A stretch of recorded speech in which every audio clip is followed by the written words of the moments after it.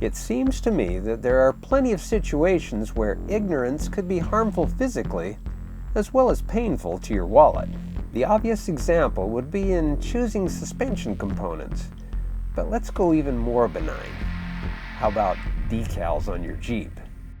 Being wise in the ways of science, I focus on the mind, specializing in the Jeeper mind.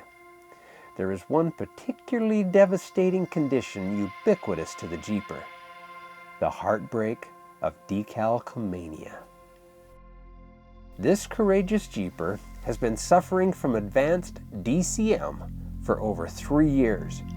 In a selfless act, he is willing to share the debilitating nature of his illness with us.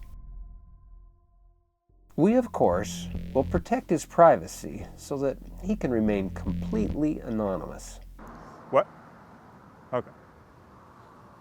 I don't know. I didn't know that I was labeled a Decalcomania sufferer. I mean, it just started for me. I put my kid is an honor roll student sticker on the back, and that was kind of where it started. Then I went from there to the stick figure family, and the dogs and the cats.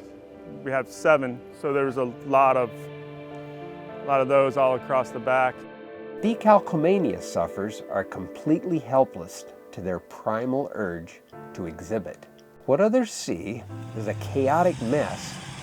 The Decalcomania sufferer sees as a NASCAR-like expression of what he believes in and stands for. I think when I was younger, I really liked the Calvin and Hobbes, urinating on different things, and that kind of brought me to where I am now. You know, I don't think it's a problem, because if you've got the nuts, follow my ruts, you know what I mean? We actually didn't know what he meant either. We did some in-depth research,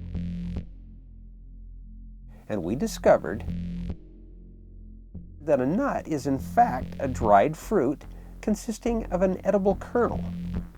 Obviously, a rut is a groove in the road, often made by the passage of vehicles. The literal interpretation was, to say the least, inconclusive.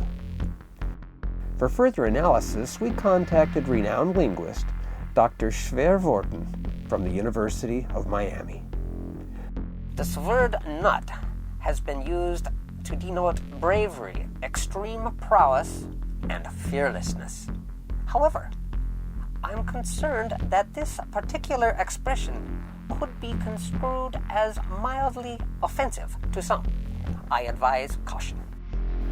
With this information, together we examined the rest of our subject's decals and discovered that he had no idea what many of the stickers actually meant. So, are we talking about random, sometimes inappropriate decals cluttering your Jeep? You know, similar to the walls in a TGI Fridays? Oh yeah, like a Fridays. So that's where we had my wedding dinner. It's white glove. It's a nice place. We like the way it's decorated.